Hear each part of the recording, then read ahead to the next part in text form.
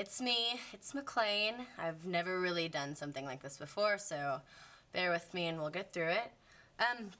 I decided to make a video today to talk about something that has a very strong presence in my life that nobody really knows about.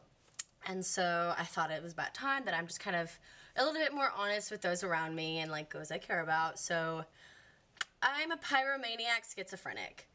And I know that sounds scary, but really it's just, I like fire. I like flames a little bit more than most people. It's kind of an obsession, and that kind of plays into some schizophrenic tendencies, like hearing certain things or, you know, catching different whiffs of smoke or gasoline on your clothes kind of thing.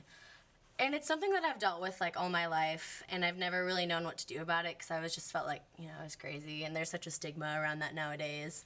So I just kind of kept quiet about it. But, you know, I'm just reflecting on my freshman year here at UT because it's almost over, and I've realized that this is a great place for me because there's so many supportive people, like so many supportive people. And I have made some great, incredible friends that have been so helpful with this entire thing. And so one of the people that have been like very, very impactful is my friend Wes.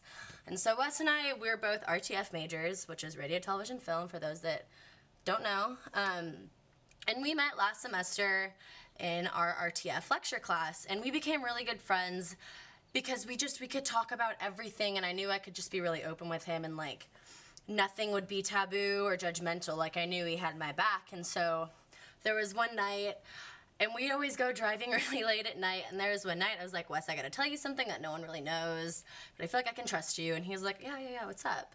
And I was like, I'm a schizophrenic pyromaniac. And he was like, okay. And I was like, wow, like that was so easy. And like the great thing about that is, you know, Wes told me that he kind of dealt with the same pyromania issues that I did. And that was like the craziest thing for me to hear because I never knew. I mean, I knew that there were other people out there like me, but I thought that they were like your storybook characters or people you'd see in a movie in a straitjacket, you know, not the kid that's the same major as me, that likes movies that I like and the interests that I have, that, you know, I didn't think that I'd find someone that I had so much in common with that also dealt with that. And so because of like his friendship and his support and like us sharing that bond, I guess you could say, we just kind of talked about like different ways to handle it for us. And so one night we were having this discussion, and he said sometimes he feels like it's healthy to just kind of purge and like really just release those urges. And, you know, we're not going to go commit like mass arson or whatever.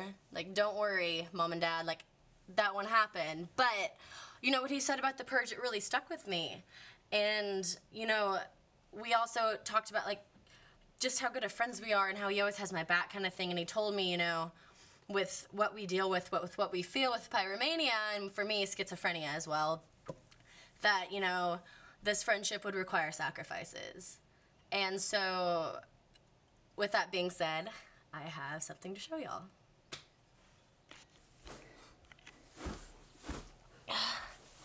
So, this is my friend Wes that I was telling you about.